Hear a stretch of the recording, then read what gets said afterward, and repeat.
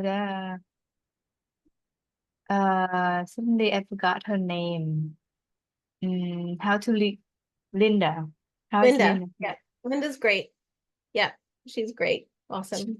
she's great. Yeah. In a little bit, I will ask more about your collaboration with her. It sounds hmm really amazing.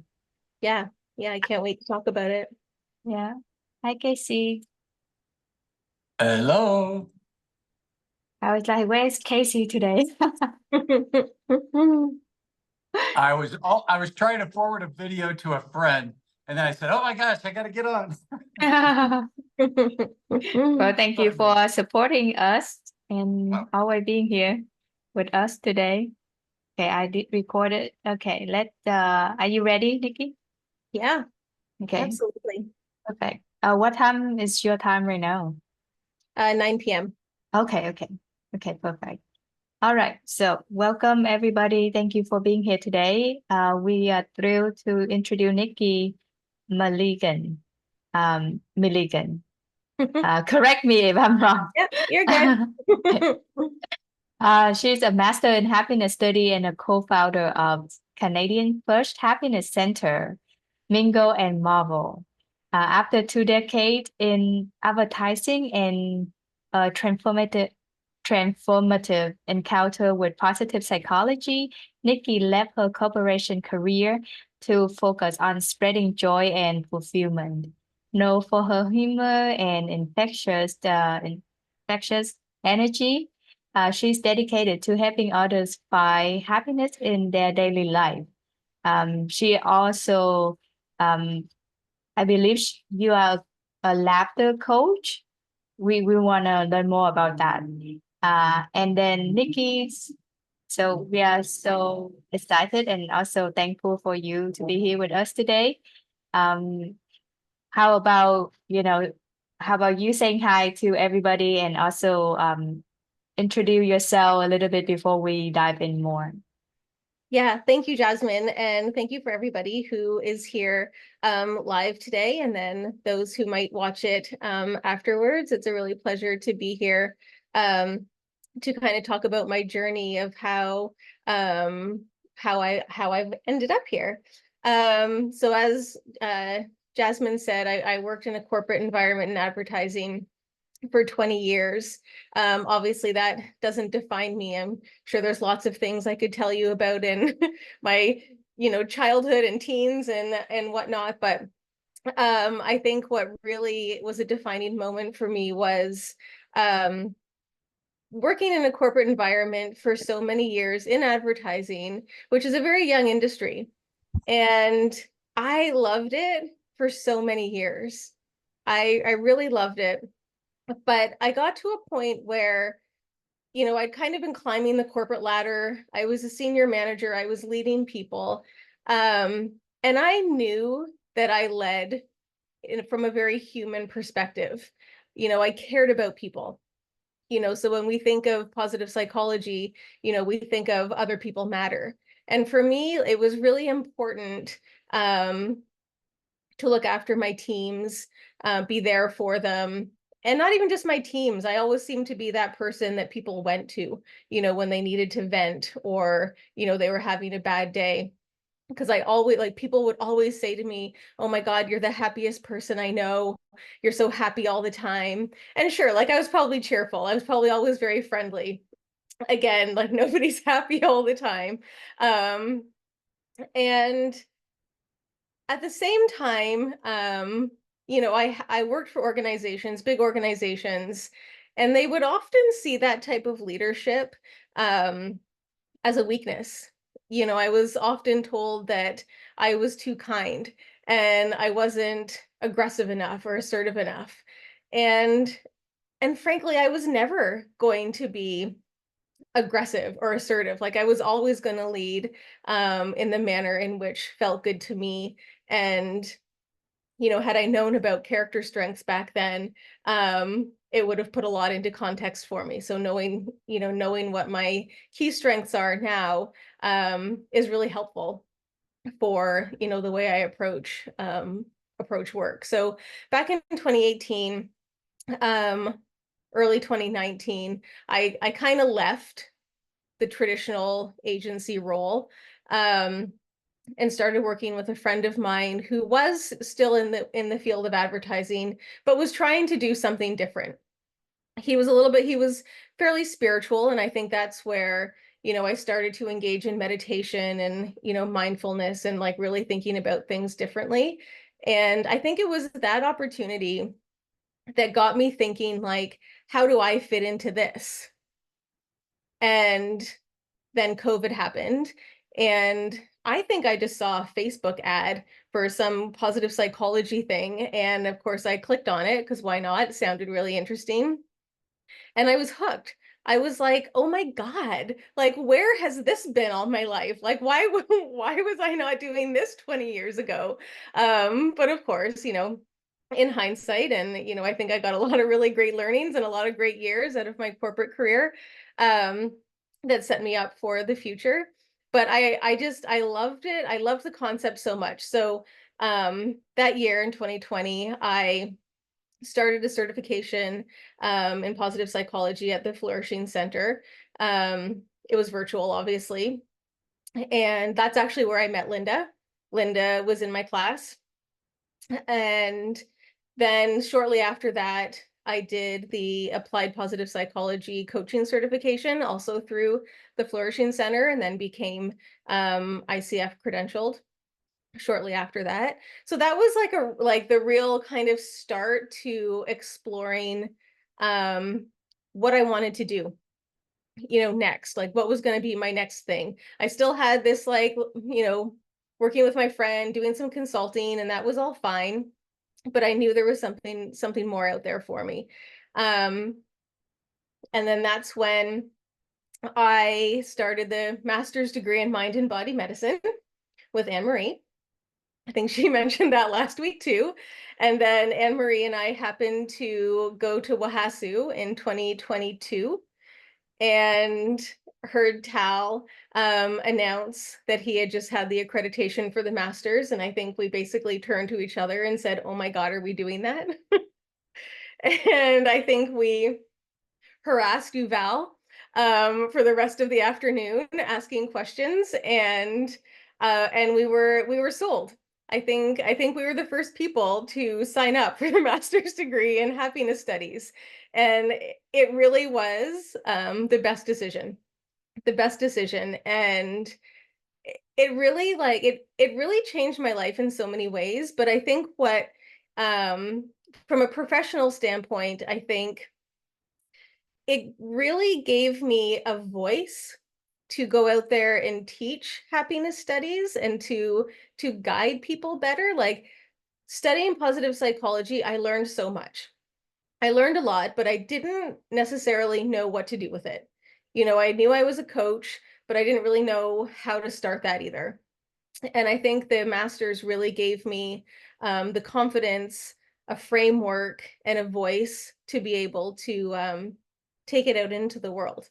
And obviously, I just met the most amazing people through this master's program. And I never knew, like, at this stage in my life, that I could have so many new best friends, who are all over the world. And it really, like, so it's just been phenomenal. And then obviously with Linda and I now starting Mingle and Marvel, like, it's really all kind of come to fruition. Yeah. That is amazing. I did not know you and Anne-Marie was together before this. So what I know about Nikki is, Nikki and Linda are close. And because, I was with them in the first hack group ever. Yep. I will never forget your first 30-day challenge. Like, you're doing your little mini jacks. I Oh, always think about I should do them, but I always think about your mini jacks. what did you think of the exercise? The Did you? mini jack? Yeah, I think they were awesome. I think they were awesome. Thank you. And I did not even know you do laughter yoga. I Mhm. remember you told us about the laughter yoga, and we actually compliment about, like, personally I compliment about your smile. But did you do the laughter yoga before that, or like that was the time you? Yeah, I did. I did my laughter yoga leadership training, I think in the first or second semester of the master's. And oh my God, I love doing laughter yoga with people. Like it really is one of my most like favorite things to do. It sort of creeps people out though. Like people really don't really know what to do with laughter yoga. Even after you explain the benefits and why it's so much fun. But once you start doing it with people, like they really get into it, and it really, you know, causes very natural laughter. Like it really is pretty hilarious. So I'm glad that I have that in my little toolkit of things to do. Can you tell us more about the laughter yoga? Like, how did you find out about the laughter yoga? And I know You it's a know, lot of benefits, but yeah. yeah, I actually found out about it through, I can't remember where I found out about it, but Rosario, who is in HSA, I joined one of her laughter clubs once. And to be honest, like I thought we were going to do yoga. Like, oh no, you know what? I had done laughter yoga once during a yoga class many years ago. Mhm. So that's what I thought it was. And then I joined Rosario's laughter club. And I was like, I loved it. I was like, oh my gosh, like I have to do this for people.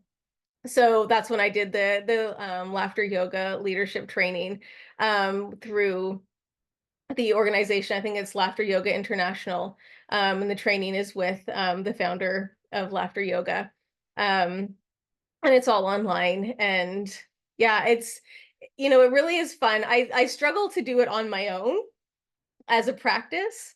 I have, but I mean, inevitably, it's just so much more fun to laugh with other people.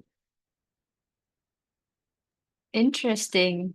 Can you show us a little bit like Yeah. what you normally learn and share with other Yeah. people how you do it? Does everybody want to do a little laughter yoga exercise? Does anybody love to do laughter yoga exercise? I We mean, can do even if it. I do it on my own, that's okay. Maybe Jasmine will join me. So really laughter yoga is just forced laughter.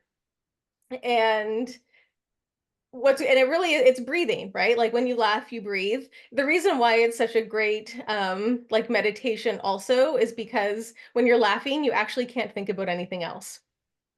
And prolonged laughter is it's like doing exercise, right? It's actually very good for you. So if we want to do a laughter yoga exercise, one of them is because there's I don't know, there's hundreds of different laughter yoga exercises, but one that I always find really funny is pretending that you're talking on a cell phone. So so I'll do it. Nobody has to do it with me. If you want to, that's awesome. But basically, you just start laughing. It's like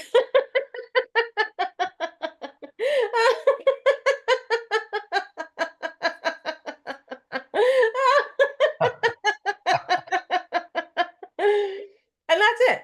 So there's like a whole bunch of like exercises that you can do. And you're just laughing, and it is so much fun to do when you're in a group of people. People think it's really strange that I can just like start and stop laughing like really quickly. Um, yeah, but anyway, I feel like I'm a really good laughter yoga leader. Yeah, I love that. It is actually very contagious, like Daryl said. And Teresa also agree with her. Um, I wow, that is amazing. I did not know there's such a sport for that. You know, a yoga for. Yeah, yeah, and you're not doing yoga at all. So sometimes some of the exercises you might be standing, sometimes you move your arms. But for the most part, like you can do it sitting down. Um, yeah, and it's just it's really fun. We did it with Linda and I just finished a 12-week program with a group of people, and I did it with them. Um, and they really got into it. Like they thought it was a little bit strange, and we did it for about 15 minutes. And by the end of it, like they were just laughing very naturally because it was just really funny. Oh, so you start laughing like that, and then everybody will laugh with you for 15 minutes? Yeah, so I think we did about 5 different exercises. And everybody does them at the same time. So everybody was laughing on their cell phones at the same time. But really you just end up laughing. Like you're not even, it no longer becomes a forced laughter because it's, you know, you're watching everybody. It's really great to do it in person, but you can do it virtually, and it's just as fun. I love it. It actually, you know, when you laugh, I start laughing with you too. Yeah, You know, that's what happens. yeah, kind of like yawning. When people yawn and we look at, you know, whoever yawn, we will start yawning Yeah, with them too. the mirror neurons. Yeah. Hmm. So tell, well, now we're going to go back to happiness study. So when you and Anne-Marie sign up, did you suggest Linda to sign up with you too because she was in the program with you? Yeah, so well, and also on the same day that Anne-Marie and I harassed Yuval, Teresa and Vicky, were also there. So the four of us really signed up together. And then I used to go for walks with Linda quite often because she doesn't live too far away. And I told her that I was doing this, and so she joined as well. That's really amazing. How did you feel when she was in your first half group together? You know what? Linda ended up in 2 hack groups with me. Wow. Yeah, she was in the first one and the last one. So that was really it was great. It was really nice. Um, yeah, it was it was actually it was nice to open the hack group with her and also close it with her. Wow, that's such a meaningful combination. Hmm. Combo, I yeah. guess we both had Enrique as our professor Oh, nearly every semester except for one. oh, no wonder. No wonder because I moved from him to Phoebe and then back to him and then Phoebe. So I barely see both of you again. Um, is that why you and her decide to create a Mingle and Marvel? You know what? I really wanted to start something, and I was on a day trip last year in September, and there's this organization here called Guess Where Trips, and they basically curate a day trip for you, and you don't know where you're going until you open up each envelope as you go along through the day. So you know the general area that you're going to be in, but every time you open up an envelope, your next destination is a surprise. And I started that day and I was like, I'm going to make this like a little Spire retreat for myself. So I'm going to like go on this little day retreat, have all these little surprises, and just like really like hit all the Spire elements. So at the end of the day, after I did that, I was like, why wouldn't I just do this for people? Like, this is like super fun. I think this could be a business. So the next time I saw Linda, I told her about it. And I was like, I think I would love to do this together. And you know, and she was as excited as I was. I'm not great at I'm such a team player. You know, I grew up playing team sports. I was always part of teams. I like being around people. So being like a solopreneur, like doing this on my own, I just simply would never have done it.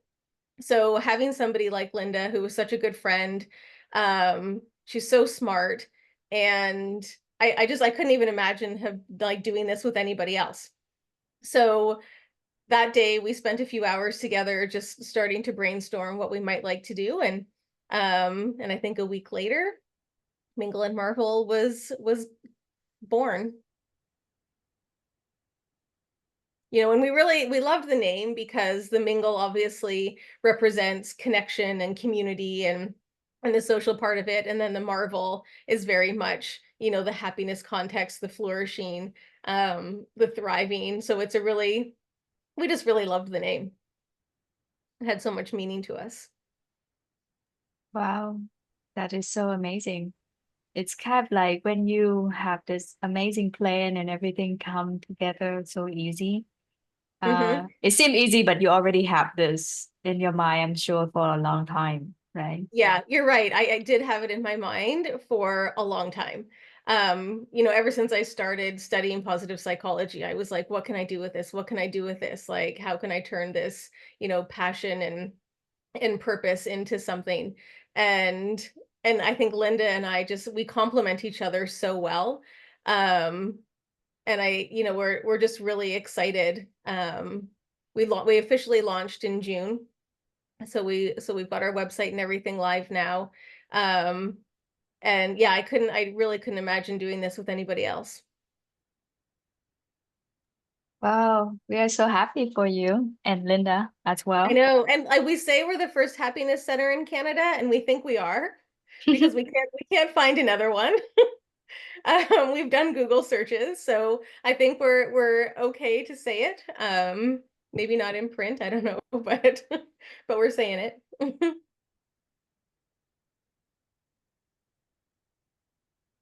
Oh, you're on mute. Oh, okay, thank you. I would like, I don't know anybody in Canada doing this, but I know a lot of people come like live in Canada, like Mhm. news, and we have other member from, just not the MA program, but the certificate program. Yeah. Well, can you share with us your daily practice or routine that help you maintain your happiness and well-being, please? Yeah, I think my kind of daily routine changes a lot. Um, so I kind of think of my daily routine, I think, as a 30-day challenge every month. But I do, obviously, every morning I walk my dog. So it's pretty much the first thing I do in the morning. And I've become really accustomed to doing my breathing exercises while I walk the dog. Um, so that's been really amazing. So, I've got this one like kind of long stretch of pathway that I take him on, and that's where I do my breathing, which is amazing. Um, I think having Mingle and Marvel now as a career, um, to be honest, it still doesn't even feel real. Like it still doesn't even feel real that like this is what I do now.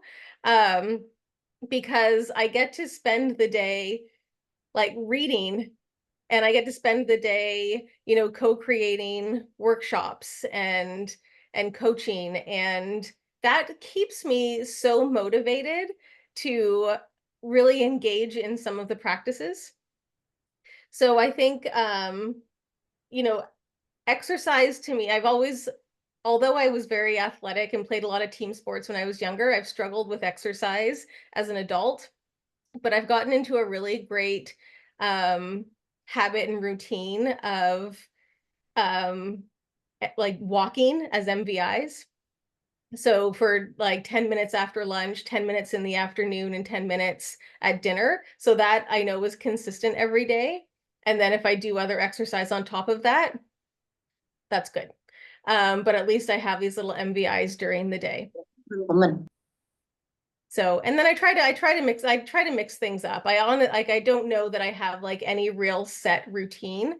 I do write some gratitudes once a week. When we did that in the master's program, I kind of kept that up. So every Sunday I will write gratitudes from the week before and then what I'm looking forward to in the upcoming week.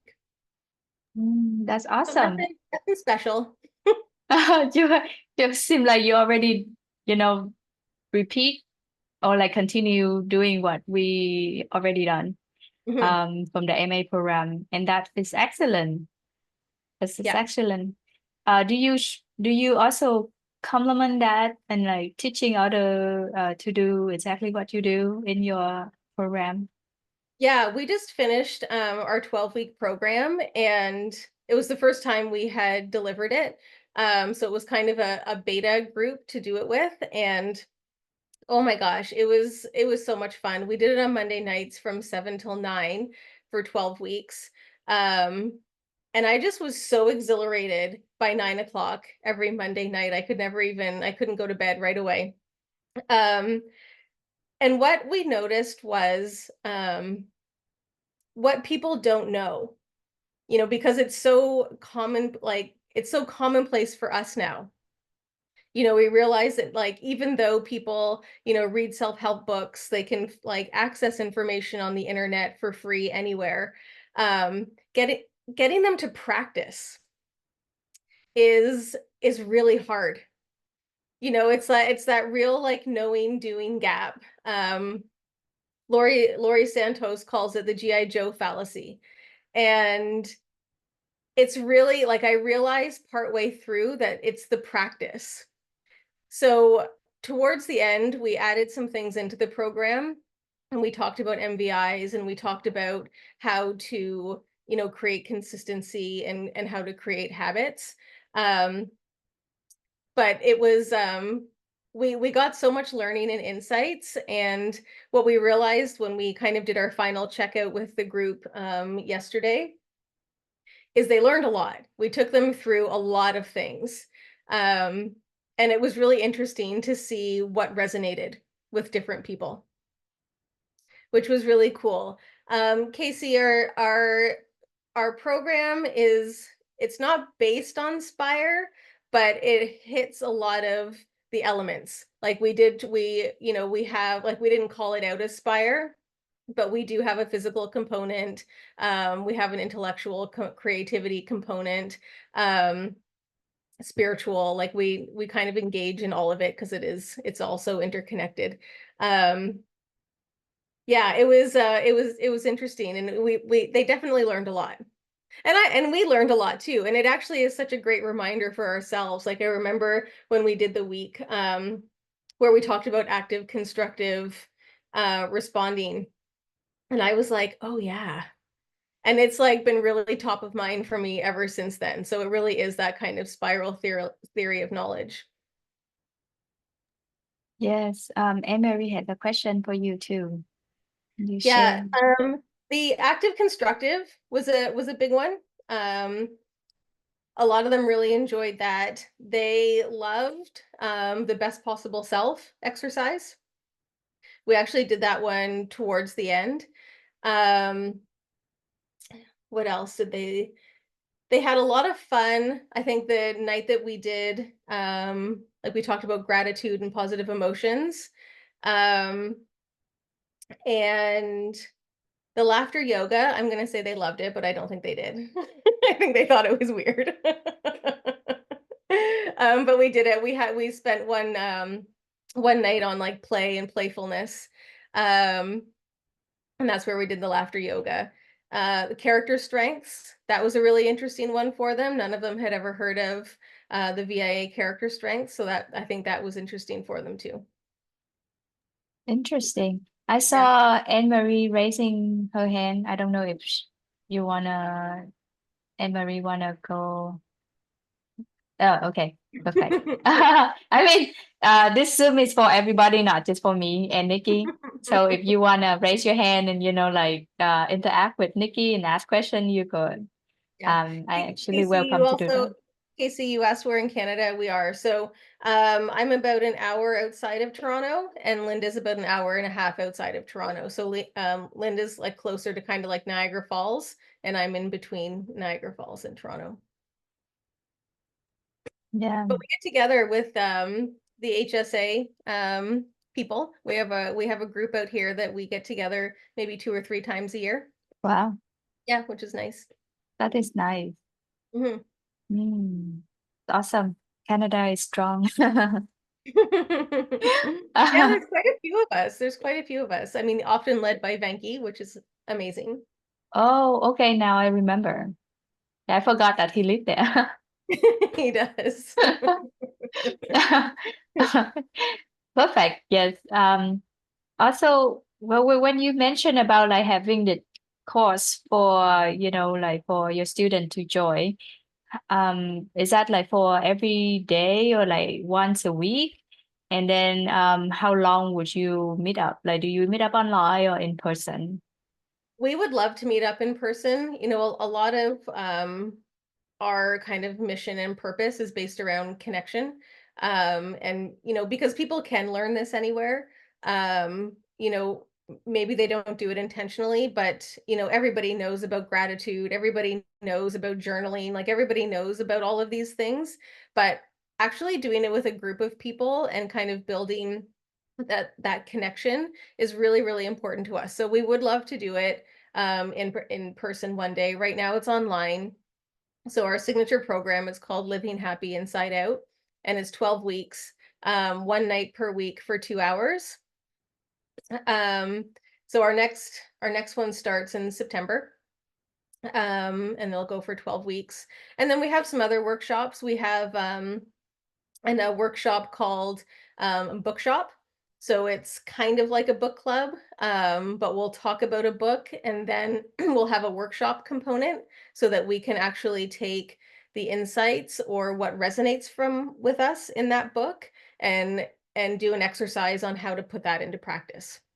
Because I think that's one thing where when we read self-help books, we read them, we learn what they say, we take something from it, but we don't put it into action. So the bookshops, I think, are going to be really fun. So we have one of those in September, and the book is The Good Life. So it's the book on the 85-year, I think now 86-year Harvard study.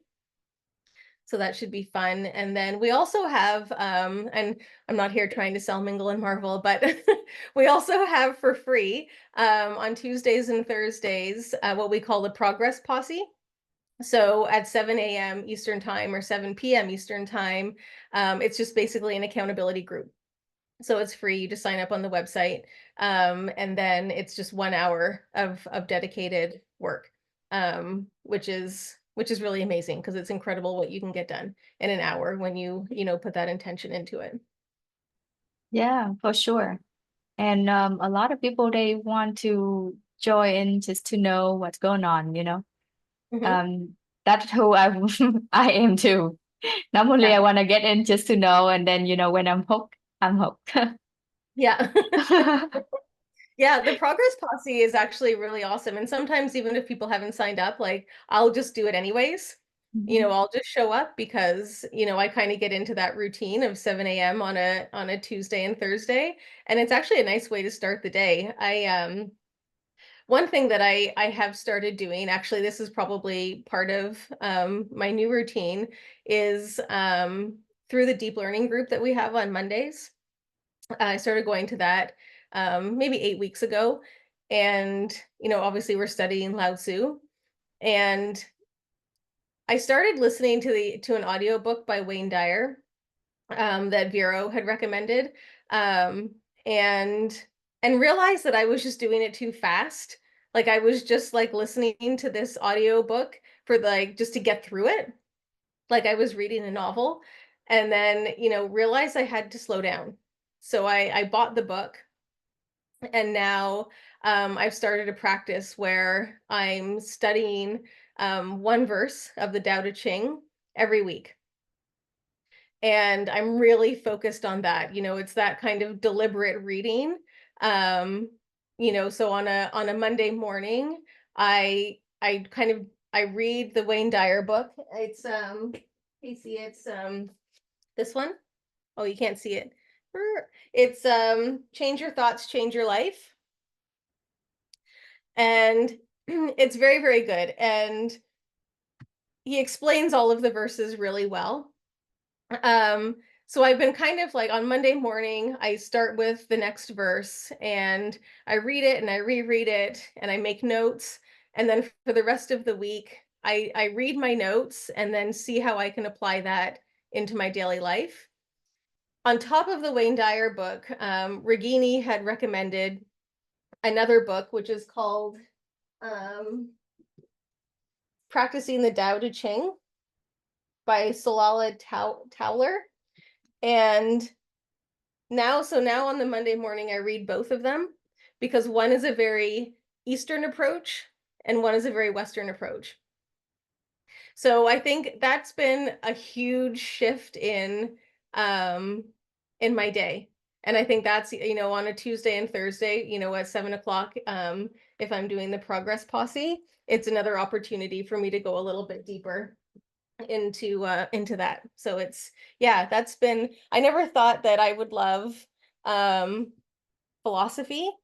And I'm still am very intimidated by it. And I was, in our semester of philosophy as well.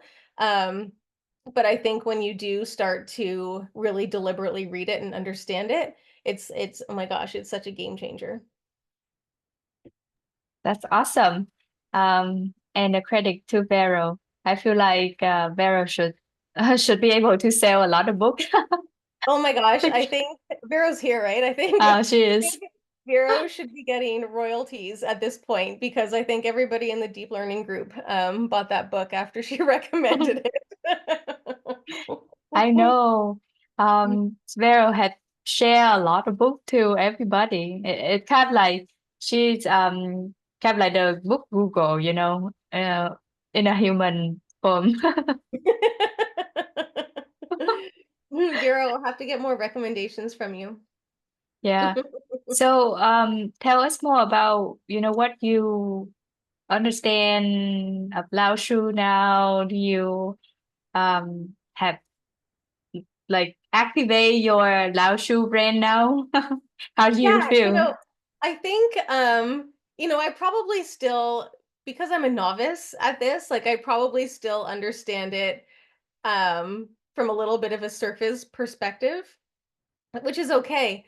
Um because as the weeks go on, it'll get deeper and deeper. But what I really find is just like, you know, it's just being very present, and it's just letting things happen the way they're going to happen. And and just and letting the things that are supposed to happen, and it's that kind of like the action will happen. We're not just sitting around waiting for things to, appear.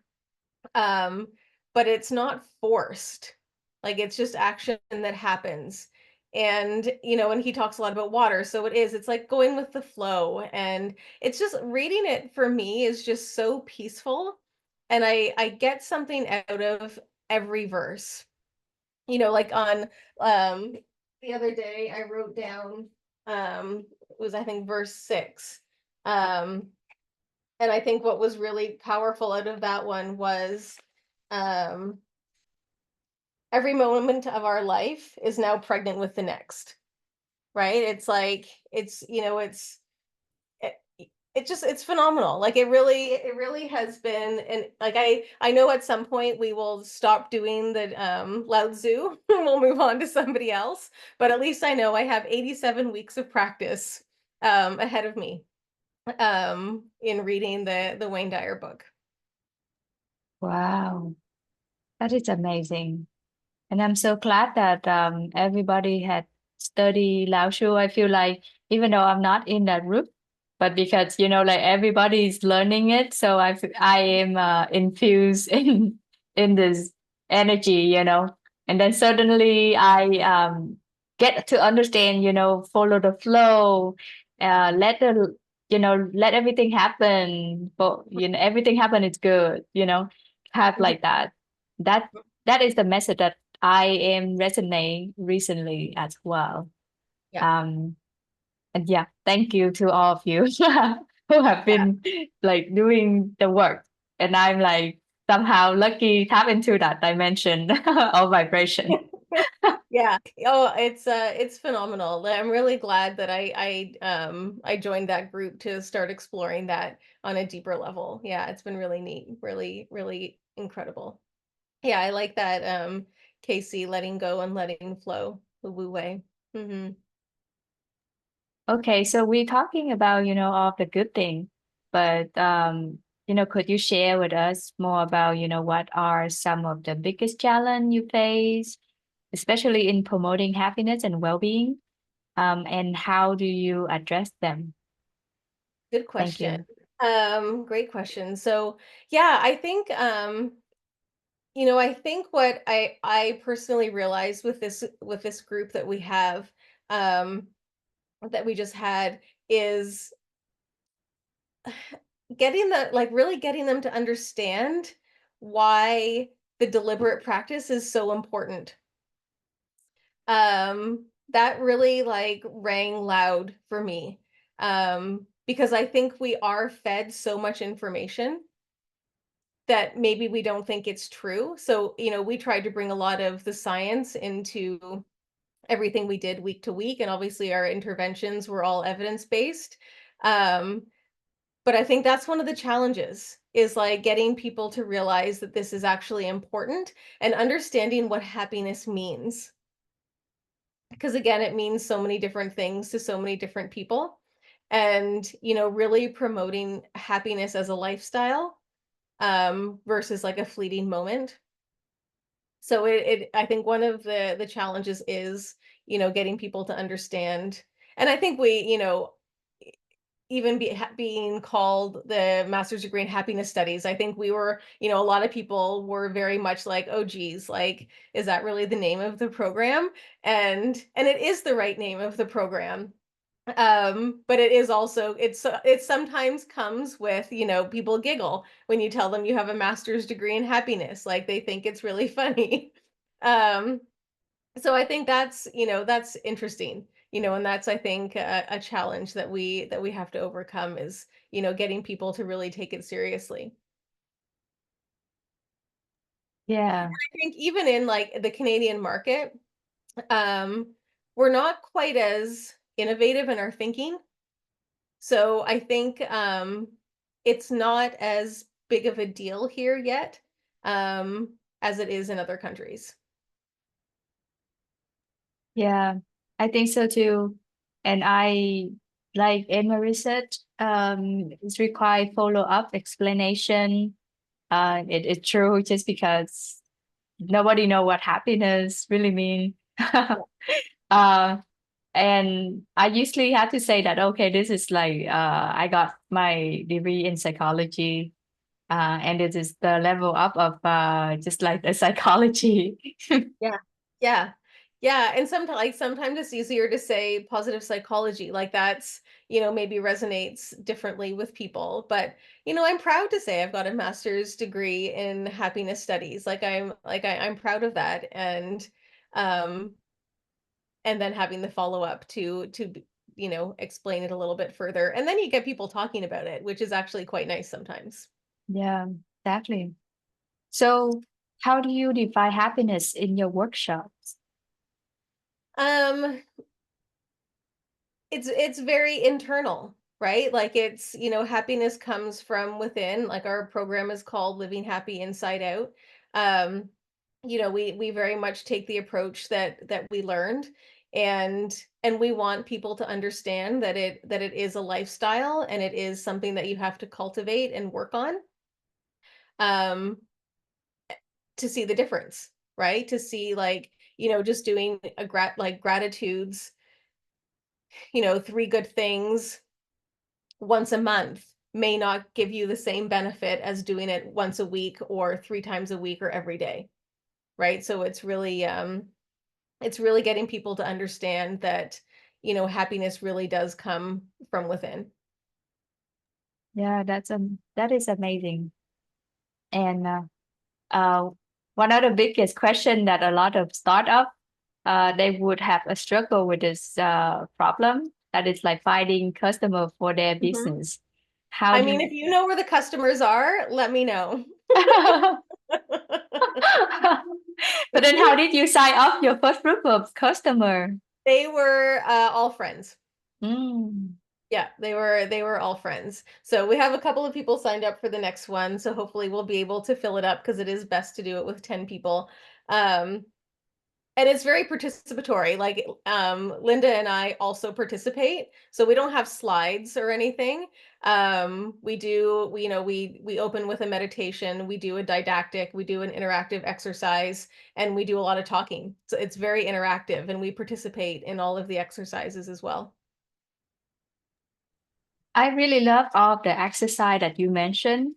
Do you think it's good to have exercise like for everyday exercise, or do you think it's better if you give the exercise for them to take home and do it for themselves? We often did both. So a Mm. lot of the exercises, they could take on as a practice and do it every day if they wanted to. We always gave them like practice work to take home with them. So if they didn't exercise, it was like, how can you explore this in your daily life? Or like when it came to, let's say we were talking about being playful, right? So it was like this week, how can you be more playful in your interactions with people? Or like, what is one more playful thing that you could do?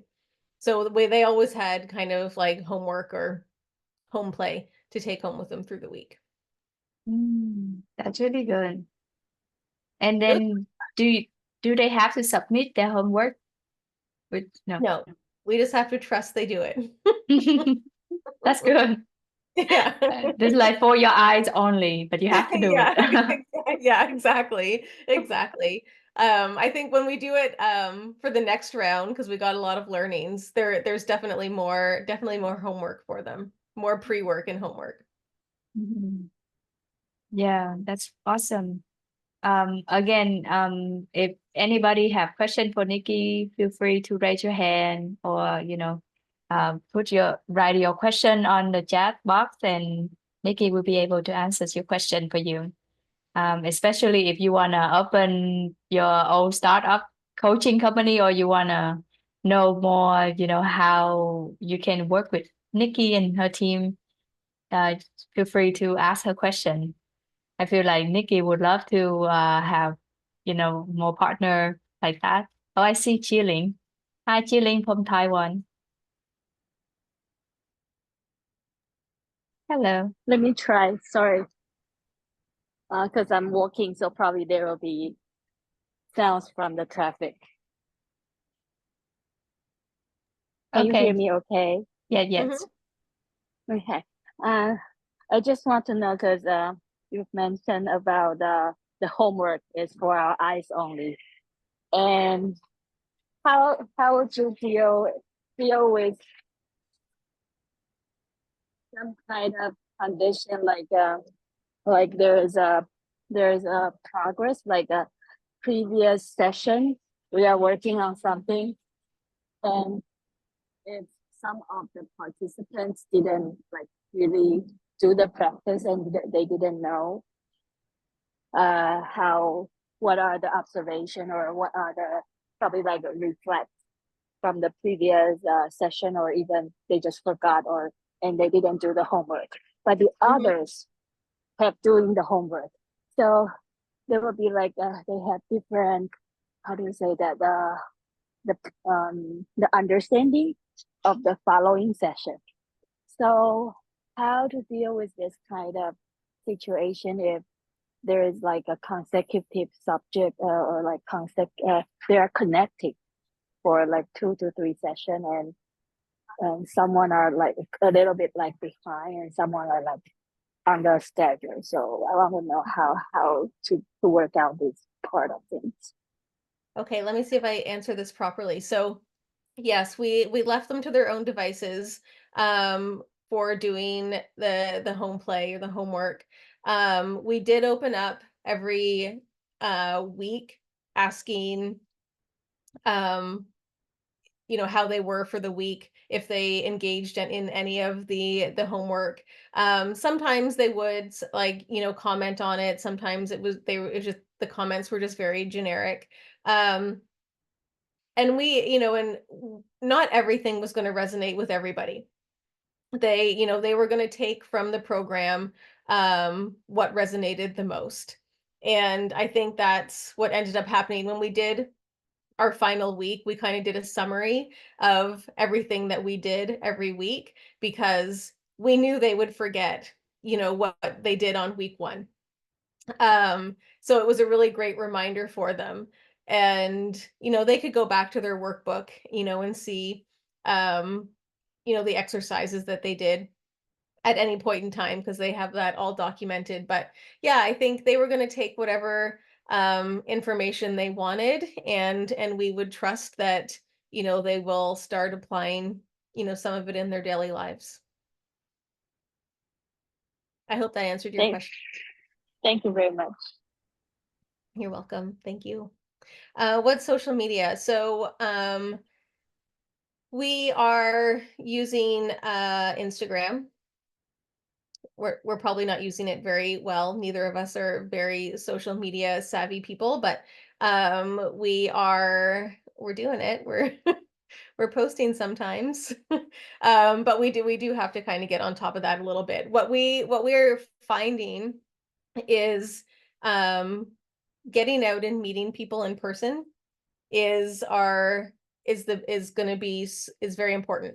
So we did go to a networking night a few weeks ago and met a bunch of people, and it was phenomenal because I think we were starting to meet people who would engage in this type of work, because we've kind of relied on our friends and family to kind of be our supporters right now, and they very much are, but they're not our target.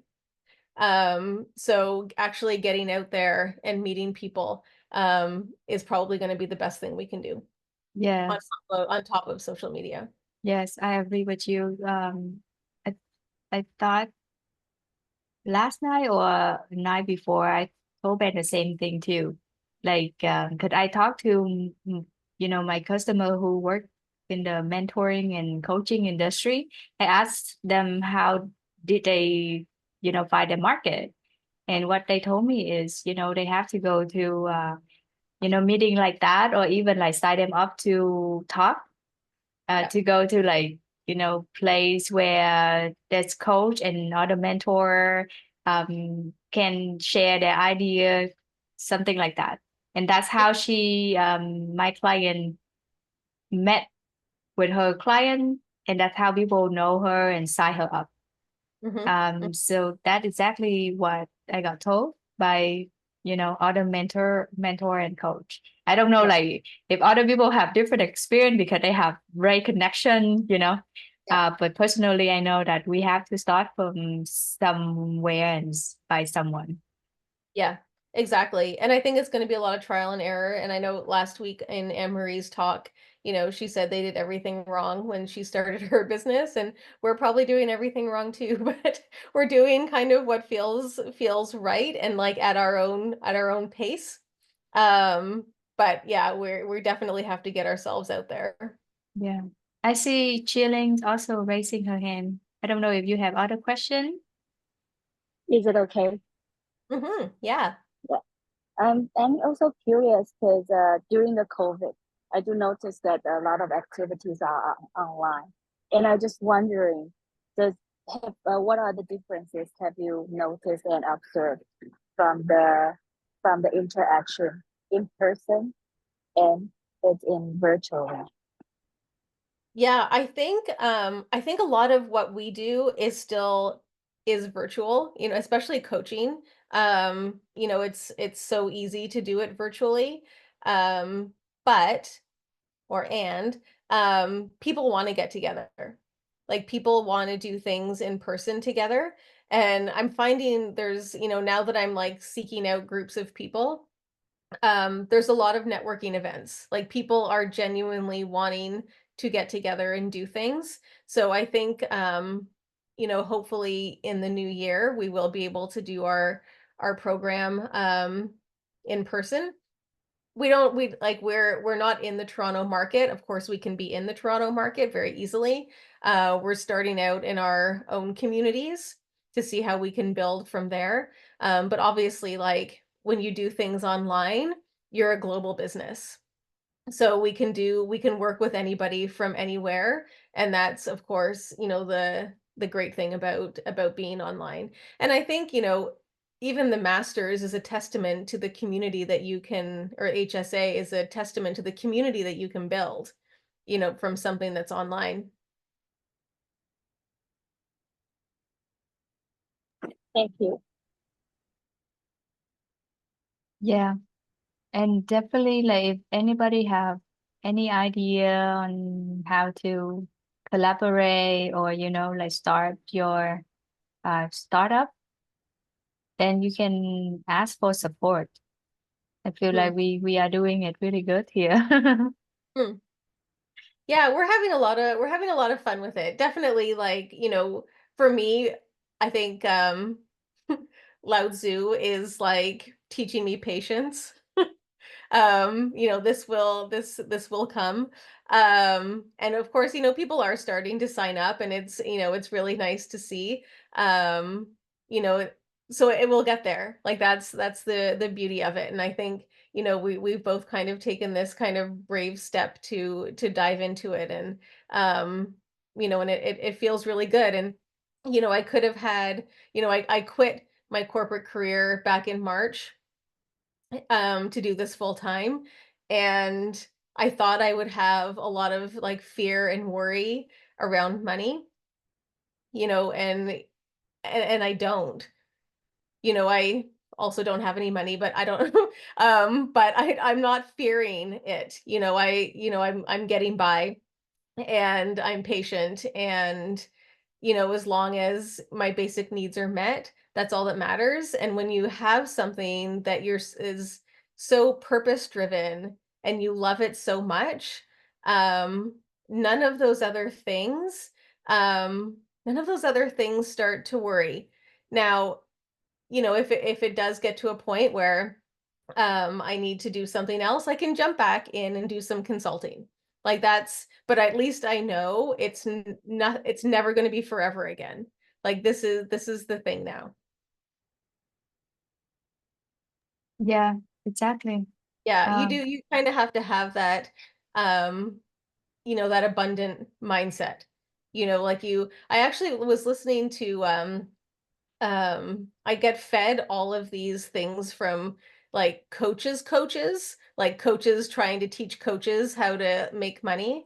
mm, Uh, and you know, often I'm like, oh my gosh, another one. But I watched this little video yesterday, and the one thing she did say was like, don't think of yourself as poor coach Nikki. Like think of yourself as power coach Nikki. Like go into everything that you do with being power coach Nikki, even if you're not making any money right now. You know, and then it will follow. And I don't know why that resonated with me. And I'm not going to call myself power coach Nikki, but you know, that's kind of like the mindset that you need to have. yeah, exactly. Um, what one thing that I realized about um like the wording, how we call ourselves is really important. Just like I listened to another coach. I don't know who, if it's Steve Jobs, not probably not Steve Jobs, maybe like Jeff Bezos, someone. And the coach was like, I call all of my employee now a leader. So Hmm. instead of having the manager, supervisor, I would call all of them our leader. Oh, I love that. So leader Nikki, Yeah. leader Anne-Marie. Yeah. Yeah, exactly. Exactly. Yeah, I think you have to put yourself in that mindset, you know, and it's I mean it's very much a growth mindset. Um and then yeah, and as Vero said, like you're planting the seeds, and they're going to grow, and all we have to do really is we have to look after them and nurture them. Yeah, and you know, I think there's a reason why you read Lao Shu. It's because he is talking about, you know, energy, and then, you know, like uh even when he was like energy equal money. He mentioned Mhm. about that too, especially the video that we had to listen in our MA program. So Wayne also say, you know, when he make money, so he based on the 80 and 20 principle. He Mhm. only keep 20% for himself, and 80% the money is go back to, you know, the work, the organization, to the Yeah. people that you know. And Yeah. he make that commitment to himself. So um so that's why, you know, like when people make money but they don't need money. Mhm. Okay, like they don't work for money because, you know, money is their boss and they Yeah. become the slave. Yeah. Um, then those people they become the prosperity, you know, leader, and like Wang and Lao Shu and other teacher. Yeah. And it's amazing too, like, you know, having a money mindset, you know, it's probably a really awful thing to have, but obviously we have to have our basic needs met. I actually watched the movie the other day, Minimalism. I don't know if anybody's ever seen it. It was from 2015. I just discovered it on YouTube the other day and I watched it and I was like, it's amazing. And like, and now that I am being very conscious with my money and what I spend it on, um, you really do ask yourself, every time you're going to buy something, it's like, do I need that? Is this like serving a purpose in my life? Is it bringing me joy? And the same with, kind of decluttering, and Anne Marie's probably on board with this. Like if something's not bringing me joy, if something's, not serving a purpose, I probably don't need it. But I love Yes, that. Good. yes, yes. I know exactly what you said. The day that I met Ben, he talked about minimalism, and I was not that type of person.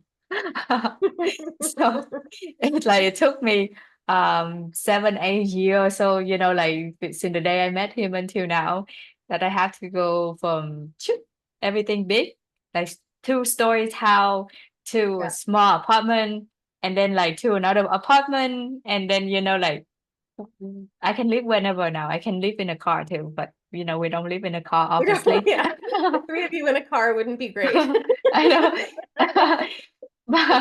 but like we go through all of that circle, Mhm. and I had my own realization about money too. Of course, we do need money, and we want to make money because we cannot work for free. Otherwise, people don't something about the money that if we work for free for too long, people don't respect our work. Yeah. Yeah. But Yeah, it's yeah, true. And I think, and sometimes I think, as coaches also, um, we never think that we never charge enough as coaches. And I think that's one thing that I'm also starting to learn is that, we are such an important part in somebody's life in how, we're getting them to move forward. Um, but like as a coach, I'd probably coach people for free all the time just because I want to help them. yeah. You just feel Um, happy. mhm. Yeah, yeah. Yeah, yeah, I know. I understand exactly how you feel. So go back to your Mingle and Marvel a little bit. Yeah. What is your vision for the future of Mingle and Marvel, and how do you see it evolving? You know what? I think I actually yesterday wrote my best self statement for the next year. And it obviously included a lot of Mingle and Marvel. Um, and I think we just have something so special, and I think we're really looking forward to doing our 12-week programs kind of back to back. Um, we would love to start doing speaking engagements. Um, we have an idea for kind of a signature program for kids, and we have an idea for a signature program for organizations. So really like intentionally having something to sell those, schools or organizations, like a program that's, maybe we have to customize it a little bit, but we've got one that's kind of off the shelf ready to go that's really dedicated to those markets. So we're looking forward to that. And then just some of the other workshops that we have, like we're just we really want to do an international retreat next year. So I think we're striving for that because Linda and I also both love traveling. So we would love to be able to do a retreat next year. Wow. Like, do you know which the country and which city you want to have? No. No, not yet. The world is our oyster. Mm, I see. That's Yeah, so okay. yeah, so I think we have some grand plans, and I think we'll just keep working at it at our pace, and we're having so much fun with it. Mm. Shalene has a question for you. Um Is any of the yeah, does experience? any of the experience related to the population of special needs groups? To be honest, I don't know that we've thought about special needs groups. You know, I don't have an answer to that question actually. And it's probably something that we should think about. Mm-hmm. Yeah, that's a good question. Great question. Yeah. Any question is potentially can open to something bigger Yeah. and greater. Yeah, exactly. Exactly. Hi, Shalene. Yeah, just because I've heard, thank you for the sharing about screening the tasks that I'm having right now. Are there having any is that match to my vision, and does that match to my purpose of devoting myself to this work? And what I mentioned about the special needs is I've heard that you talk about doing these workshop with also with the younger children. Yeah, and that's why it just connects me because I worked with special needs before, Okay. and that is why I would like to. And my part of my master is audiology, is helping the hard of hearing groups. Yeah, and that's why I probably like I would like to. Is it okay to I connect you later for more detail about how to work things like these out and have some more understanding of the project and things like Yeah. that? Yeah. That would be great. Thank you. Yeah, absolutely. Thank you. Thank you. Thank you. Uh-huh. Well, thank you, Shalene. I love all the question, and also I love how everybody is so engaged. I have another question for you, but like before I have another question for you, so everybody know we will have like 20 more minutes left. So if anybody have question, feel free to raise your hand and interact with Nikki. So while waiting for everybody, I'm going to ask my next question. So I know that you talk about your career that you had been doing for your last 20 years or 2 decades. And now you switch to working for yourself and become your own boss. So what advice would you give to someone feeling overwhelmed by the demands of their career or personal life? Yeah, that's a great question because I think I watched a lot of people struggle with overwhelm. Working in advertising is a very fast-paced environment. People worked very long hours. There was lots of deadlines. There's a lot of stress, which I mean is the case in a lot of industries. And if I went back now, if I knew what I knew now back then, I I would tell them to breathe. I feel like so many people that I worked with, they weren't breathing. They were obviously breathing because they were alive, but they were just on this autopilot all the time. And I think it's mindfulness. And I think in that environment, it really was mindfulness. Like people wore multitasking like a badge of honor. If you like people worked until midnight or 2 a.m. and thought that was heroic.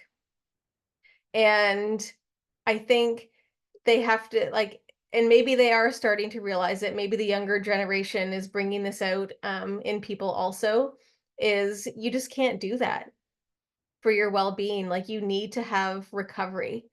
You need to know what recovery means. Like it's not just a 1 week vacation every year. It's how do you recover all the time so that you can avoid burnout. Because I saw so many people, I didn't really know or understand what burnout was back then, but I think people really need to understand mindfulness in the workplace. Yeah, that's true. Anne-Marie raised a lot of statement that's so true. Yeah. Yeah. Yeah. Yeah. I've now that I probably have a little bit more time in my day, like I've really like gravitated towards naps in the afternoon. And I am trying to like remove the stigma of taking a nap in the afternoon. That's awesome. I know. I like as Asian, I know that we could take a nap, and I'm very laid back. I'm not like, even though I live in America for a while, like equal with the amount that I live in Vietnam, but then, I'm not American. I cannot turn to like fully American just because, everybody's just go, go, go, go, go. Yeah. Yeah. Yeah. And Yeah. Canadian is more laid back than American. Yeah, we're not too far behind. I think, especially like, I mean, I worked and lived in Toronto for over 20 years, and it's probably on par with, New York, Chicago, LA, as far as like the pace at which people work. Wow. Yeah. Okay. Good night, Teresa. Thank Hey, you for Teresa, joining us. thanks for coming. Yeah. Well, Um, yeah. Go ahead. no, go ahead. Well, I just want to ask you a little bit more about happiness study. And you have answered a lot of questions that relate to this question I'm going to ask, but I still want to ask you anyway. Like how does happiness study change your personal life and your professional life? Yeah, it really helped me this year. I had a really, really, really crazy first half of the year. It was probably, I knew I was kind of quitting my career in March, for the purpose of, working on Mingle and Marvel, but it actually came at an even better time. Um, I this first half of the year, just I hit every emotion possible. Every emotion that could have been possible went through me, from January to June. And I really, I tapped into everything that I'd been learning. Like when I needed to breathe more, I breathed more. And I used breathing exercises that worked for me because I knew different breathing exercises. Um, I was able to, um, manage grief differently than I thought that I may have. Um, I reached out for more support from my friends, during some tough periods. And that felt really good. Whereas before I may have not done that. Everybody would always think I was so strong and so happy and, and whatnot. And I really, I learned how to feel emotions much better this year. So I think I've tried everything, I did the Vivid app, but I tried everything that was given to us to try. And again, it's like you take what resonates, right? So I do feel like, on any given day, I think about the Spire model. And I think about what am I doing today that, relates to the Spire model? Like, have I read something today? Have I done some movement today? Have I done some breathing? And I still try different things all the time. And it's all, it all kind of compounds. And I just, when everybody, used to say, you're so happy all the time, you're the happiest person I know. I always thought that was like really stupid for people to ask me or like tell me. And but now I genuinely know what it means and I know what it feels like. But it is having like knowing that I have this like arsenal of like tools that I can use and tap into whenever I need them. I see. So if I understand you correctly, so you used to be happy too, but you like inside you don't feel happy, but outside you are Yeah, happy. I think so. I think Mm. that's what it was. Like it wasn't that I was unhappy. Um, but it was always very just outward facing. Like I was friendly. I was a friendly person. If that translated to people that I was happy all the time, then that was fine. But like I knew I wasn't. Mhm. I was losing passion for my job and I was showing up for everybody else. is what was happening, you know, in the last few years. I was just showing up for everybody else. I wasn't showing up for myself. And I think what I've learned now is that that I come first. You know, you have to put your own oxygen mask on first before you can support others. And I think that's been a big switch for me. It's that although I am in service to others all the time, I always look after myself first. Yeah, that's amazing. It's so great that you realize that now. And your energies, I can tell your energies now is different than, you know, when I first met you. Mm-hmm. Yeah. Yeah, I'm definitely gosh, like having left that career in March, like, you know, and the day that I resigned, I actually like didn't go to work that day to resign. You know, I'd thought about it, and for some reason I just it was a remote company, and I just called my boss. Like it was like I was having an outer body experience, and I just called him and said, I I have to resign. And it was like the words weren't actually coming from me, but they were. And I think I'm like, I don't know if it was just like, I don't know. I just, my whole body and being like took over and did what like really needed to happen in that moment. And, you know, it's kind of like there was something that knew more than I did in that moment, and why I had to resign on that day. Um, and I'm so glad I did, and I honestly I never looked back. And like the day after I finished, um I went to London to go to Wahasu, and then I went to Ireland to visit some family, um and then yeah, and I came home and my mom passed away. So there was a lot of things that, you know, because like I had the time to one spend all of this like phenomenal time with my, you know, worldwide friends in London, my family in Ireland, you know, then say goodbye to my mom. I had all of the time um to do it without this like job, like, you know, lingering in my mind. Wow. And I got to launch Mingle Marvel and graduate from the master's degree, right? And with all of like, just with so much intention. Yes. Oh my goodness. I'm sorry for your loss, and I wish the best for your mom. So, Thank you. but you know, I know Shilling is raising her hand, but I want to say this. I know that doing this interview, it's give me the level to connect with everybody, and all of us somehow after the graduation, all of us have this event, that event. You know, it could be the spiral up, it could be the spiral down. But everybody is so strong, Mm-hmm. and it's amazing to see that. Yeah. Yeah, I will say, you know, you kind of have found your kind of tribe of people.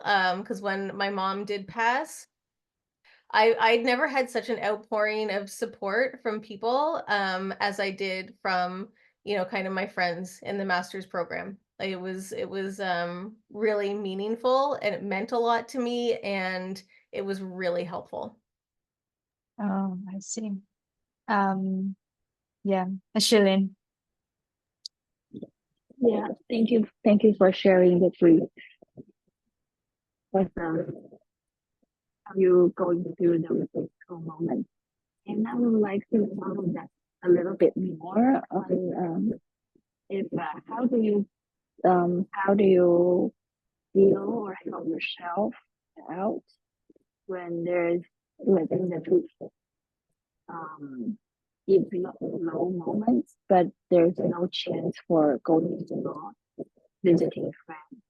Like only I have to deal with the work or the skill project at home. Do you think I'm having trouble hearing you because your voice is a little bit fuzzy. Do you think you could type Sorry. your question into the chat? Awesome, because it I, sounds like I'll type it in the chat.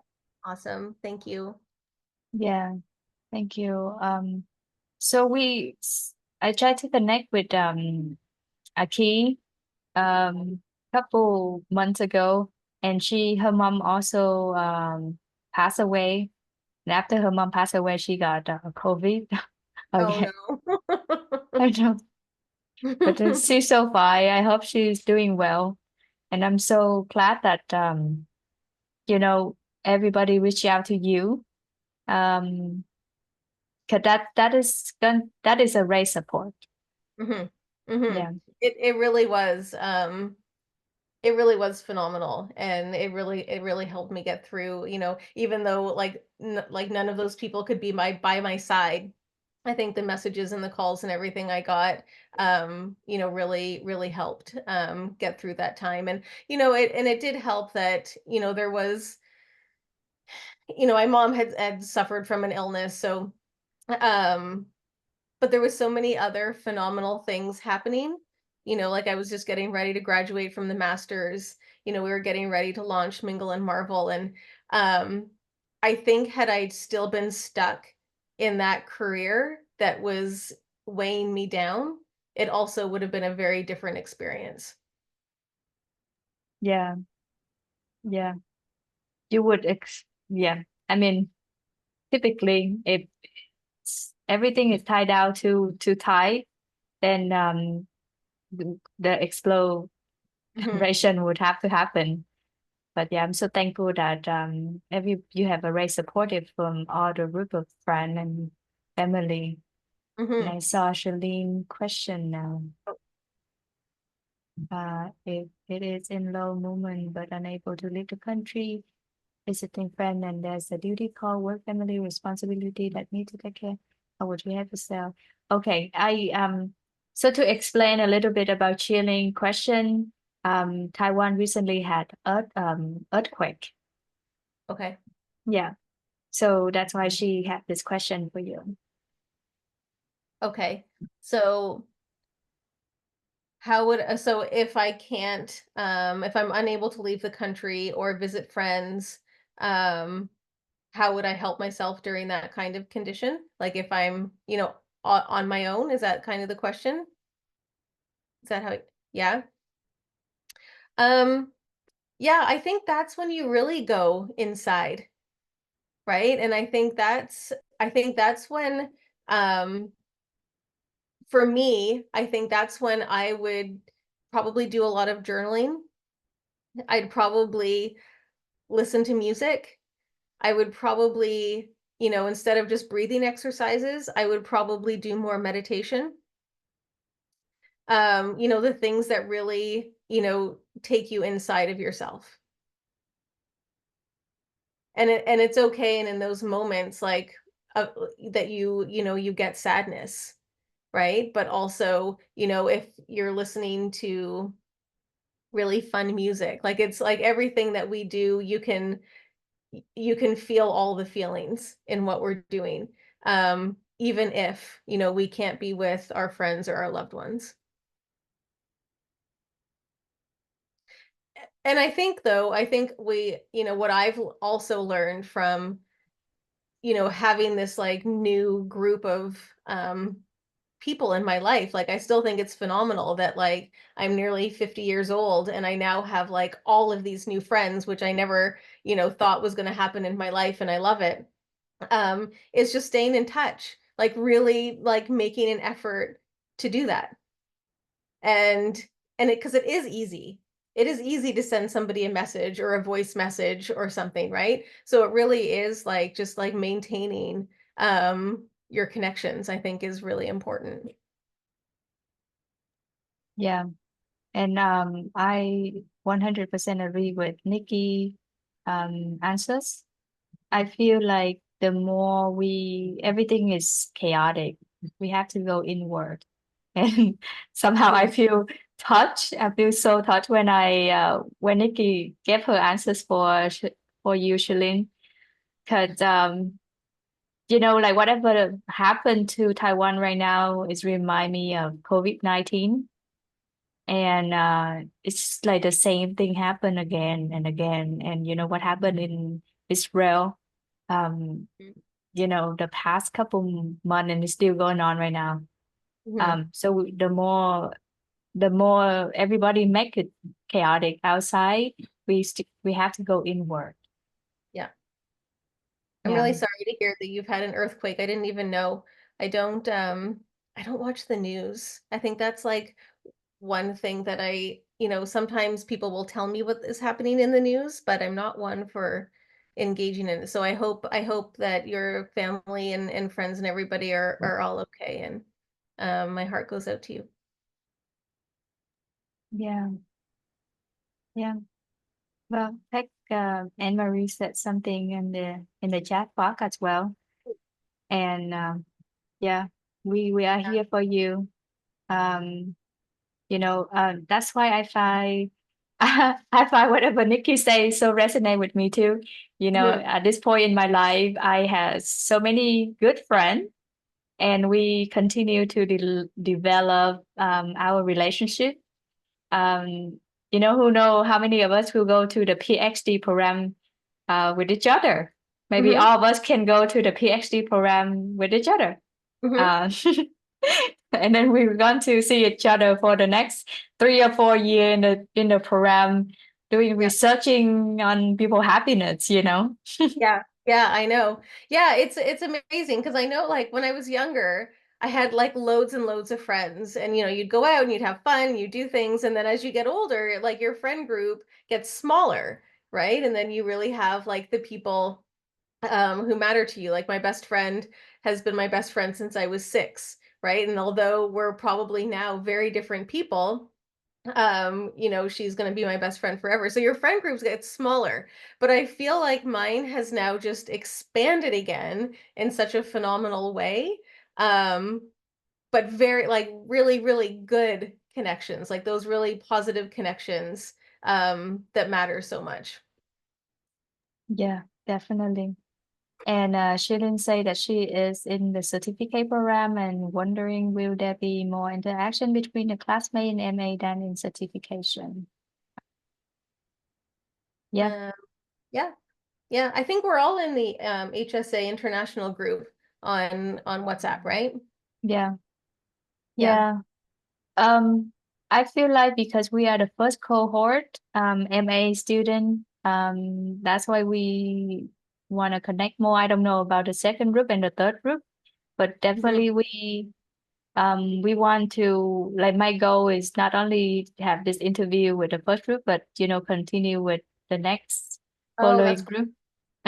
And that's why I don't like, I'm not the only one who is hosting this program. And the final question for you, Nikki, who would you like to interview? oh Like my God. Who would I like to interview? Um, oh gosh. Oh, anybody. I mean, everybody is just so wonderful and brings their own personality. Honestly, Jasmine, I would be happy to interview anybody. Um, I don't think I should interview Linda. I think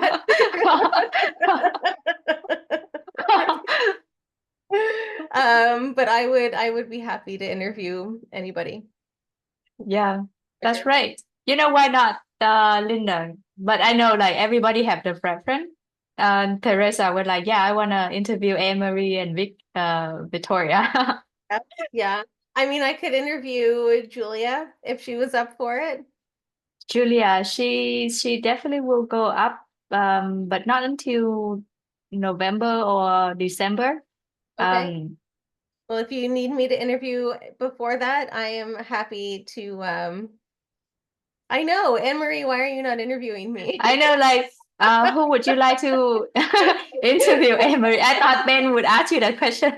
I'm like, I was in and out with the baby. No, I would be happy to interview anybody because it's so great getting to know everyone. I still have the plan for inviting all of you to do like the Saturday Zoom with Ben, where we like we learn the information. So maybe that is the time that you can host and also become the lecturer, or Hmm. like it's like hosting the Zoom call on Saturday. Yeah, that would be fun. I mean, I could do some laughter yoga. I don't know where it fits into a lot of the different Spire elements. I think it's fit with everything, like when you by yourself, you should laugh. When you are with somebody, you should learn how to laugh. Otherwise, it become awkward. Yeah. Yeah. I mean, it falls under physical, it falls under relational. Yeah. Well, Yeah. again, I'm so thankful to all of you today. This time is up. I know it's time is up, but we will meet each other again. And I'm sure that I come up with a lot of idea, how to do this program, how to do that program. But sometimes because I come up with so many idea, I don't know if anybody can, like have just like interact with me, or like joining me. Vero know this because I call and talk to her about this all the time. But thank you so much for being here today, Nikki. Your insight helped me understand more about, your perspective, and then how, other people want to learn from, from just happiness coaching. And thank you to Charlene for, you know, asking Nikki a lot of questions that resonate with me as well. And I feel like listening to Nikki point of view today has enlightened me a lot. Aw. And thank you so much. Thank you for having me. This was wonderful. And thanks everybody for joining. Thank you. And I will see each other, all of you next week. Next week, I invite Cece, and I cannot wait to learn about her brand research. We Awesome. know we have the brand expert here, Anne Marie, but next week we will have another brand expert come in here, and we will be able to learn a lot from her. Thank Amazing. you. Thank you, Nikki. Thank Have a you. good day. Bye, everyone. Bye. Good night. Good night.